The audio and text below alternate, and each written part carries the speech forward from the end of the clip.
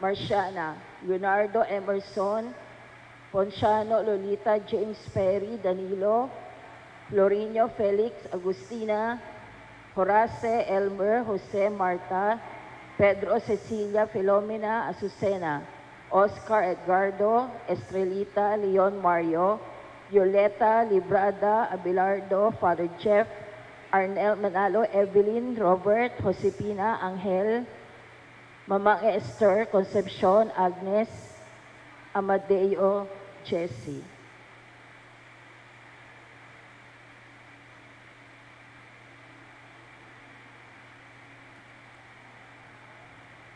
Para pa rin po sa kaluluwa ni Fabian at Linda.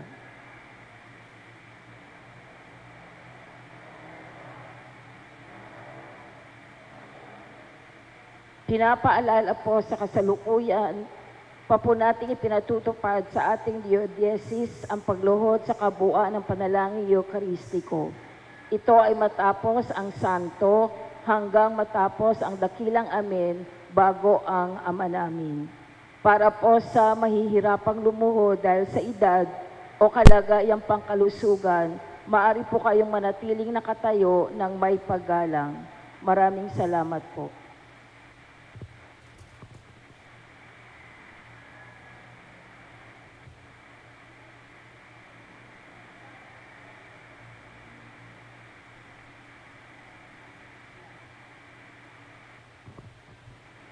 Isama po rin natin ang karawan ni Florentina Lim.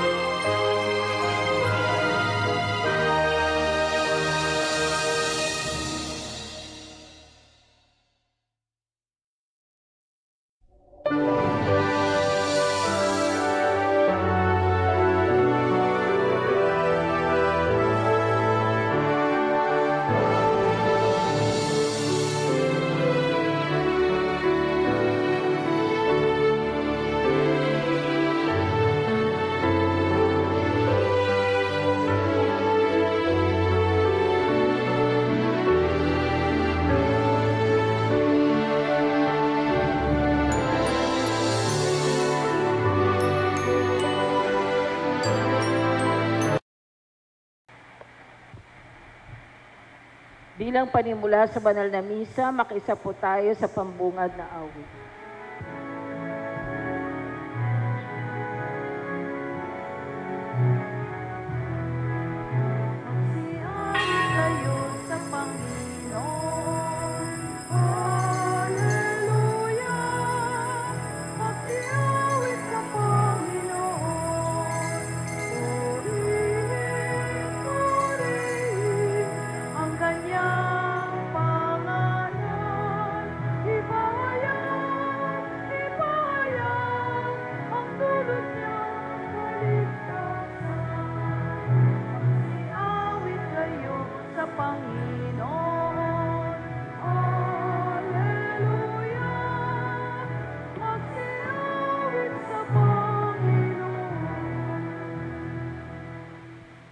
Sa ngalan ng Ama, ng Anak at ng Espiritu Santo, Amen. ang biyaya ng ating Panginoong Kristo, ang pag-ibig ng Diyos Ama, at ang pakipagkaisa ng Espiritu Santo, naway sumainyo lahat. At sumayo rin. Magandang umaga sa inyong lahat, mga minamahal na kapatid. Magandang umaga rin po. Sa araw na ito ay pinagdiriwang natin ang kapistahan ni Apostol Santo Tomas. Upang maging marapat tayo sa ating gagawing banal na pagdiriwang, simulan natin sa paghingi ng tawad sa ating mga kasalanan. Inaamin ko sa makapangyarihan Diyos at sa inyong mga kapatid na lubak na nagkasala sa isip, sa salita at sa gawa at sa aking pagkukulang, kaya sinasamo ko sa mahal na Birheng Maria, sa lahat mga anghel at mga banal, at sa inyong mga kapatid na kayo'y panalangin sa Panginoon nating Diyos. Kaawaan tayo ng makapangyarihan Diyos, patawarin sa ating mga kasalanan, at patubayin tayo sa buhay na walang hanggan. Amen. Panginoon, kaawaan mo kami. Panginoon, kawaan mo kami. Kristo, kaawaan mo kami. Kristo, kawaan mo kami. Panginoon, kaawaan mo kami. Panginoon, kawaan mo kami. Papuri sa Diyos sa kaitaasan at sa lupa'y kapayapaan sa mga taong kinalulugdan niya.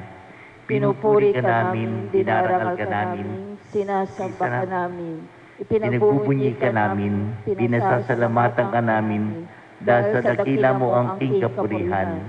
Panginoon Diyos, Hari ng langit, Diyos sa mga makapangyarihan sa lahat, Panginoong Jesucristo, bugtong na anak, Panginoon Diyos, Kordero ng Diyos, anak ng Ama, Ikaw na nag-aalis sa makasalan sa libutan, maawa ka sa amin.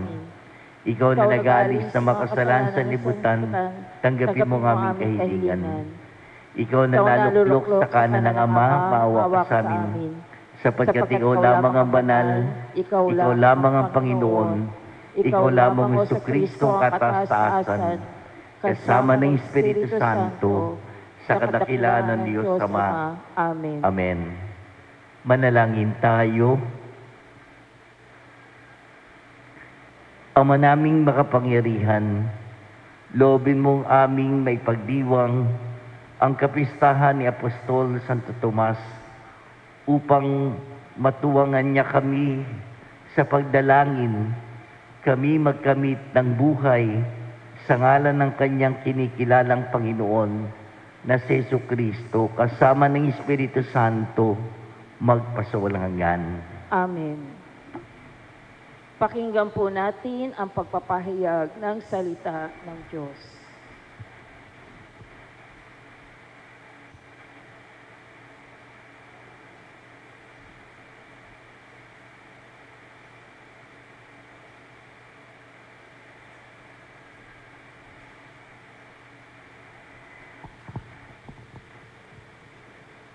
Ang salita ng Diyos mula sa sulat ni Apostol San Pablo sa mga taga-Efeso. Mga kapatid, hindi na kayo dayuhan o taga-ibang bansa, kundi kababayan ng mga hinirang ng Diyos at kabilang sa kanyang sambahayan. Kayo'y itinayo rin sa saligan ng mga apostol at mga propeta, na ang batong panulukan ay si Kristo Jesus. At sa pamamagitan niya, nagkakaugnay-ugnay ang bawat bahagi ng gusali at nagiging isang templong banal. Dahil din sa inyong pakikipag-isa sa Kanya, kayo may kasama nilang naging bahagi ng tahanan ng Diyos sa pamamagitan ng Espiritu. Ang salita ng Diyos. Salamat sa Diyos. Salmong tugunan ang atin pong itutugon, humayot dalhin sa tanan, mabuting balitang aral. Humayot dalhin sa tanan, mabuting balitang aral. Purihin ang poon, dapat na purihin ng lahat ng bansa. Siya ay purihin ng lahat ng tao sa balat ng lupa. Humayot dalhin sa tanan, mabuting balitang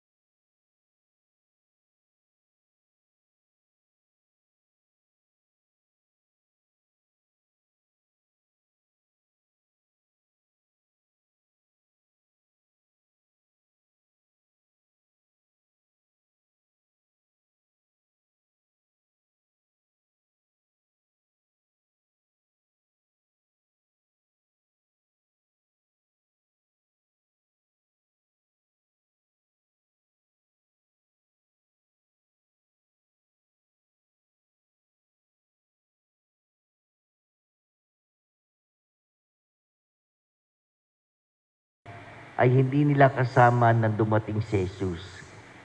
Kaya't sinabi sa kanya ng ibang alagad, nakita namin ang Panginoon. Sumagot si Tomas, hindi ako maniniwala hanggat hindi ko nakikita ang butas ng mga pako sa kanyang mga kamay at naisusuot dito ang aking daliri. At hanggat hindi ko naipapasok ang aking kamay sa kanyang tagiliran. Makalipas ang 8 araw, muling nagkatipon sa loob ng bahay ang mga alagad. Kasama nila si Tomas. Nakapinid ang mga pinto, ngunit pumasok si Jesus at tumayo sa gitna nila. Sinabi niya, sumainyo ang kapayapaan. Saka sinabi kay Tomas, tignan mo ang aking mga kamay at ilapit dito ang iyong daliri. Ipasok mo ang iyong kamay sa aking tagiliran. Huwag ka nang mag-aalinlangan, maniwala ka na. Sumagot si Tomas, Panginoon ko at Diyos ko. Sinabi sa kanya ni Jesus, naniniwala ka na ba sapagkat nakita mo ako? Mapapalad ang mga naniniwala kahit hindi nila ako nakita. Ang mabuting balita ng ating Panginoon. Pinupuri ka namin, Panginoong Hesukristo.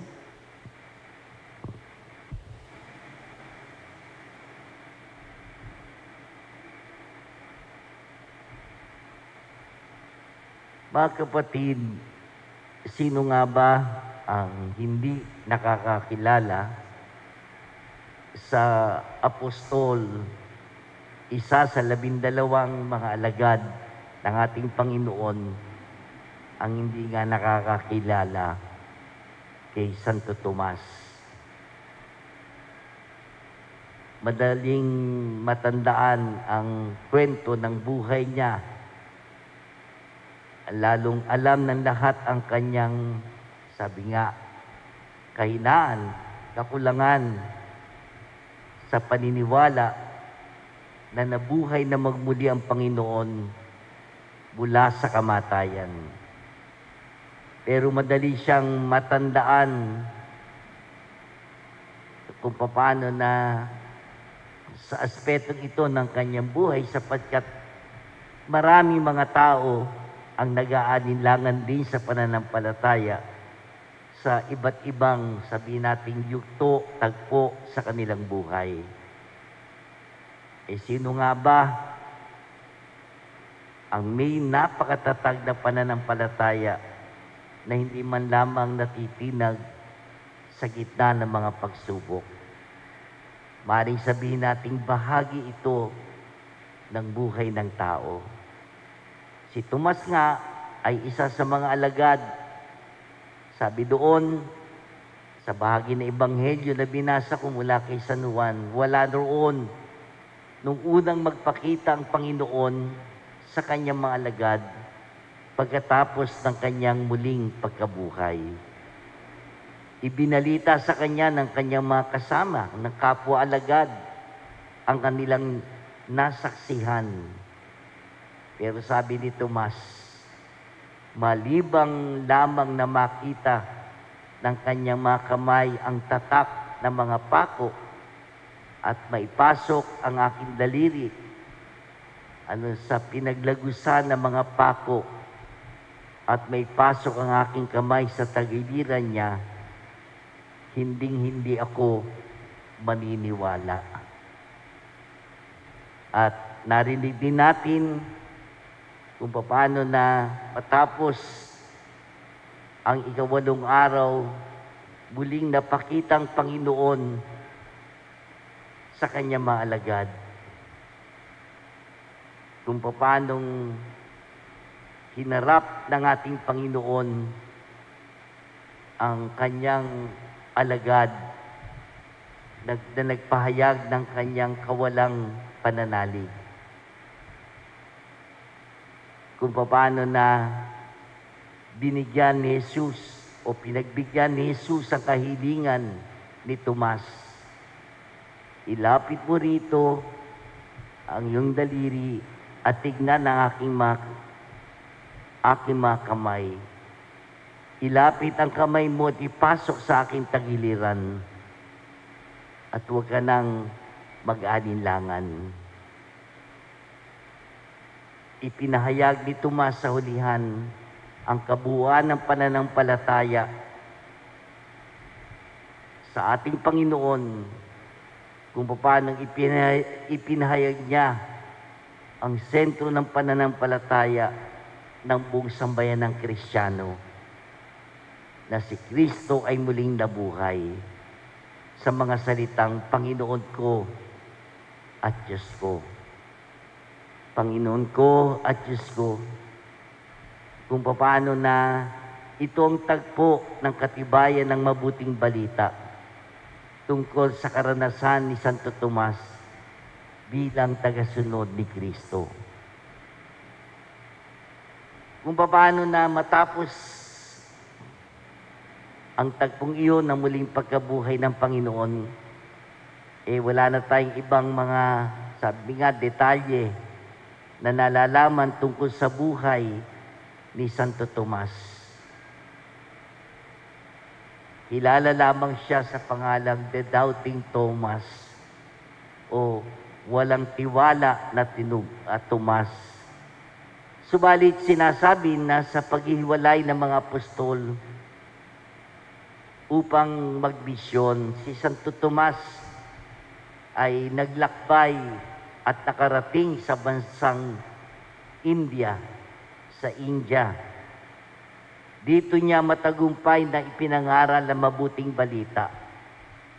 At hanggang ngayon sa India, may mga Kristiyanong tinatawag na Thomas Christians o mga Kristiyanong Tomas dahil naniniwala sila ang kanilang pananampalataya ay isinalin sa kanila ni Apostol Santo Tomas. At ang paniniwala, namatay siya noong unang siglo ng Kristyanismo at dakilang misyonero sa lugar na itinuturo ng ilan dun sa Maylapore o sa Kalamina, doon nga sa bansang India.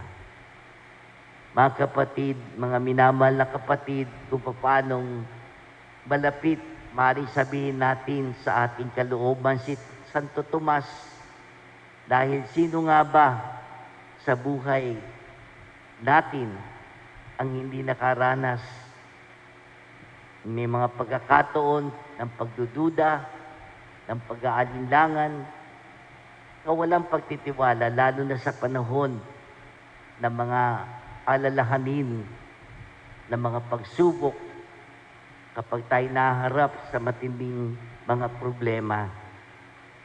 Ipanalangin natin sa Panginoon sa pamamagitan ni Santo Tomas na maging mapalad tayo. Mapalad sapagkat tayo naniniwala kahit hindi tayo napabilang sa nakakita sa ating Panginoon. Ang Panginoon mismo ang nagpahayag ng tuwiran. Mapapalad ang mga naniniwala kahit hindi nila ako nakita. Mga kapatid, sumahan natin si Santo Tomas sa pagpapahayag ng pagkilala, tapat na pagkilala sa Panginoon. Panginoon ko at Diyos ko. Amen.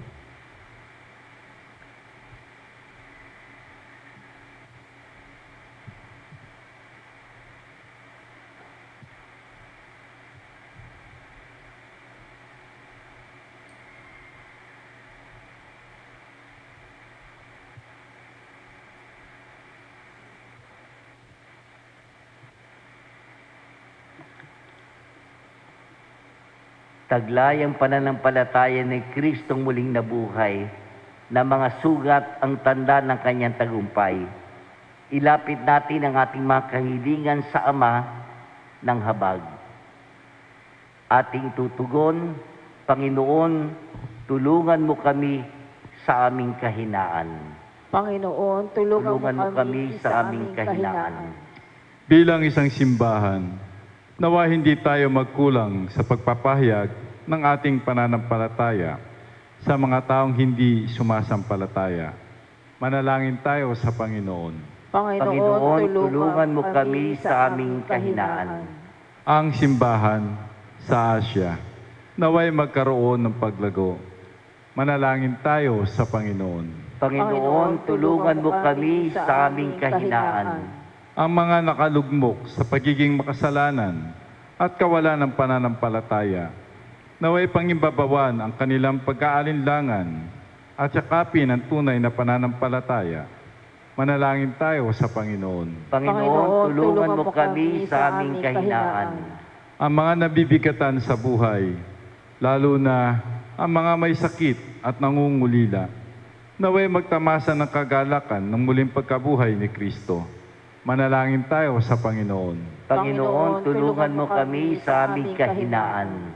Ang mga namayapang tapat sa Panginoon, naway makabahagi ng kalwalhatian ng buhay ng walang hanggan. Manalangin tayo sa Panginoon. Panginoon, tulungan mo kami sa aming kahinaan. Ama, sa pagluluhod namin sa iyo ng aming mga kahilingan, palalimin mo ang aming pananampalataya upang tulad ni Santo Tomas, ibigin at sambahin namin ang iyong anak na nabubuhay at nagahari magpasawalang hanggan. Amen.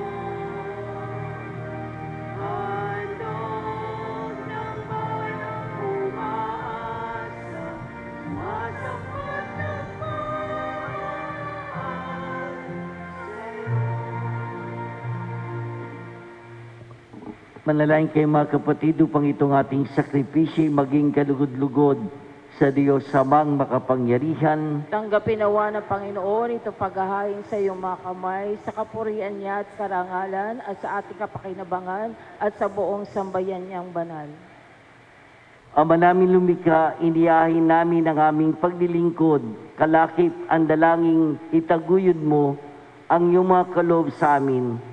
Ngayon kami nagpapasalamat sa iyo kaysa ng pagpupuri ni Apostol Santo Tomas sa pamamagitan ni Jesucristo, kasama ng Espiritu Santo, magpasawalang hanggan. Amen. Sumayin niyo ang Panginoon. At sumayo rin. Itaas sa Diyos ang inyong puso at diwa. Tinaas na namin sa Panginoon. Pasalamatan natin ang Panginoon nating Diyos.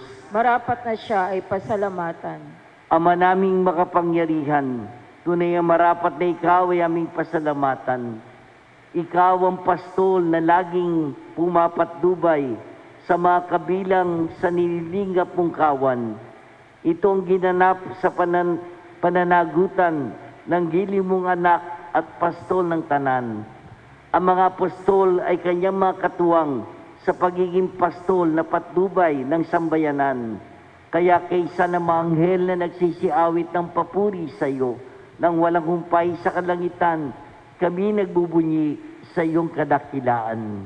Santo, Santo, Santo, Panginoon Diyos ng mga hukbo, napupuno ang langit at lupa ng kaluwalhatian mo, o sana sa kaitaasan. Pinagpala ang naparirito sa ngalan ng Panginoon, o sana sa kaitaasan. Ama naming banal, ikaw ang bukalta ng kabanalan, kaya sa paumagitan ng Espiritu, gawin mong banal ang mga kaloob na ito upang para sa amin, maging katawan at dugo ng aming Panginoon Jesucristo. Bago niya pinagtiisang kusang loob na maging handog, ginawa kanyang tinapay. Pinasalamatan kanya. Pinagati-hati niya yon, inyabot sa kanyang malagad at sinabi, tanggapin yung lahat ito at kanin. Ito ang aking katawan na ihahandog para sa inyo.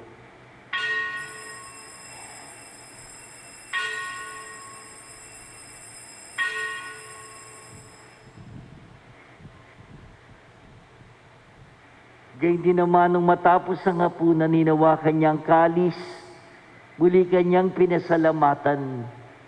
Inyabot niyang kalis sa kanyang malagad at sinabi, tanggapin niyo lahat ito at inumin, ito ang kalis ng aking dugo, ng bago't walang hanggang tipan. Ang aking dugo na ibubuhos para sa inyo at para sa lahat, sa pagpapatawad ng mga kasalanan. Gawin ninyo ito sa pag-alala sa akin.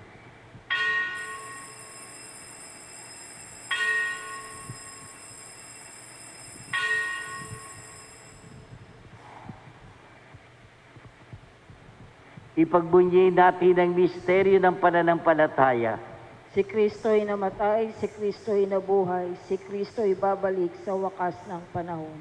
Ama, ginagawa namin ngayon ang pag-alala sa pagkamatay at muling pagkabuhay ni anak, kaya tiniali namin sa iyong tinapay na nagbibigay buhay at ang kalis na nagkakalob ng kaligtasan. Kami nagpapasalamat dahil kami minarapat at tumayo sa harap mo para maglingkod sa iyo. Sinasamo namin kami magsasalo-salo sa katawan at dugo ni Kristo ay mabuklod sa pagkakaisa sa pamamagitan ng Espiritu Santo. Ama, lingapin mo yung simbahang laganap sa buong daigdig. Puspusin mo kami sa pag-ibig kay isa ni Leon naming Papa at ni Dennis naming Obispo ng Tanang Kaparian. Alalahanin mo rin ang aming mga kapatid na nahimlay na may pag-asang sila'y muling mabubuhay, gayon din ang lahat ng mga pumanaw. Kawan mo sila at patuloyin sa kaliwanagan. Kawan mo at pagindapating kaming lahat na makasalo sa iyong buhay na wala wakas.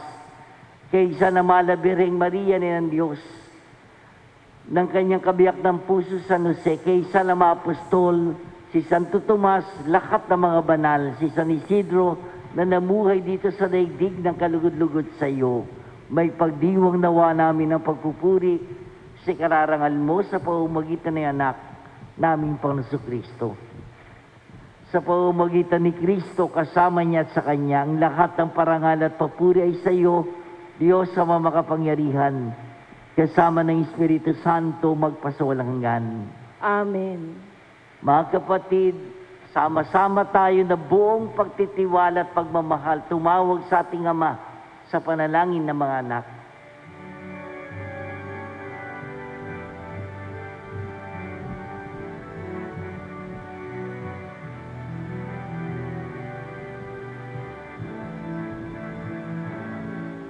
Ama namin, sumasalangit ka, sambahin ang ngalan mo, mapasa amin ang kaharian mo, sundin ang loob mo, dito sa lupa para nang sa langit. Bigyan mo po kami ngayon ng aming kakanin sa araw-araw, at patawarin mo kami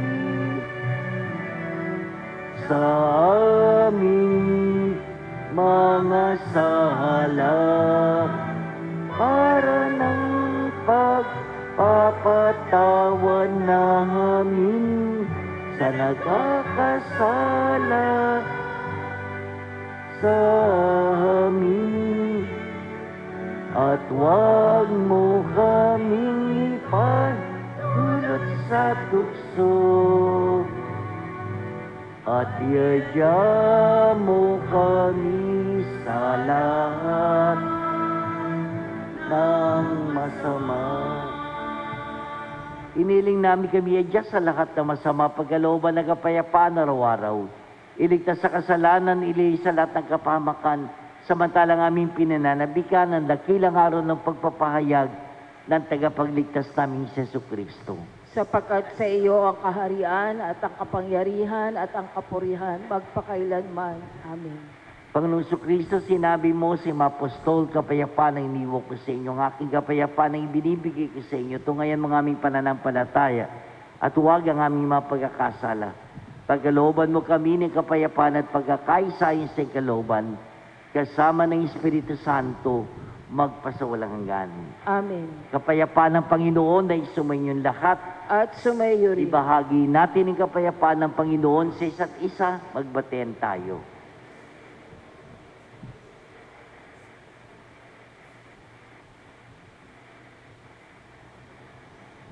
Kordero ng Diyos na nag-aalis sa mga kasalanan ng sanlibutan, maawa ka sa amin.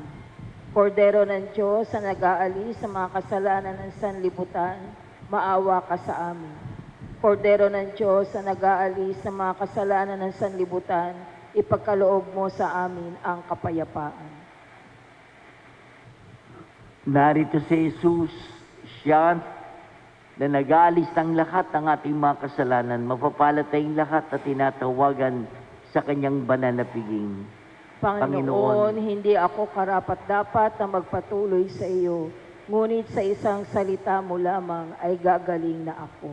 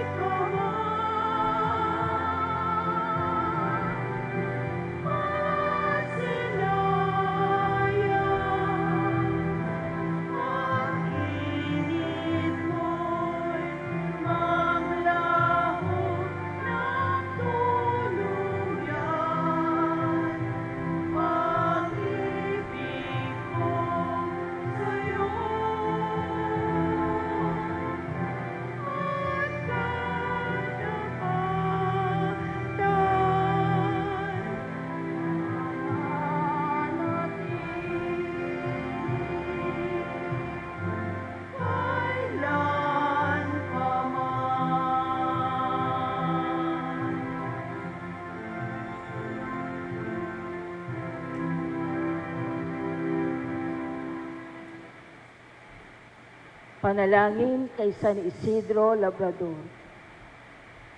Ama naming makapangyarihan, nagpapasalamat kami sa iyong walang hanggang kabutihan sa katauhan ng aming patron na si San Isidro Labrador. Siya ang aming halimbawa sa buhay kabanalan at tapat na paglilingkod sa iyo. Matularan nawa namin ang kanyang pagiging matyaga upang kami ay makaganap sa aming mga tungkulin ng may katapatan, kasipagan at pagmamahal. Siya ang nagpatunay na ang pagsisikap na may kalakip na pananampalataya ay magdudulot ng kabanalan. Ama naming mapagmahal, itinataas namin sa iyo ang aming pamayanan at parokya, na aming pinaaampon sa pagmatnubay at pagkalinga ng aming patron na si San Isidro Labrador. Nawa ito ay mabuklod sa diwa ng pagtutulungan at pagmamalasakit sa bawat isa.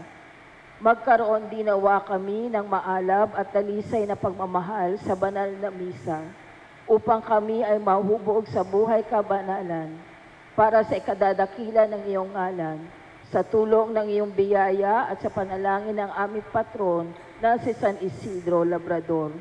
Nakikiusap kami na pagkalooban mo ng taimtim na pag-ibig sa iyo upang patuloy kami na magsikap na isabuhay ang aral ng aming pananampalataya ng may malinis na kalooban at matiwasay na pamumuhay sa araw-araw. Hinihiling namin ito sa ngalan ni Jesucristo na nabubuhay at nagahari kasama mo at ng Espiritu Santo magpasawalang hanggan. Amen. San Isidro Labrador, ipanalangin mo kami.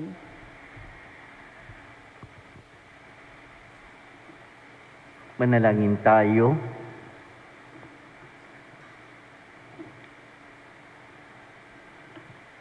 Ama naming mapagmahal, ngayon kami nagsalo sa katawan ng bugtong na anak mo.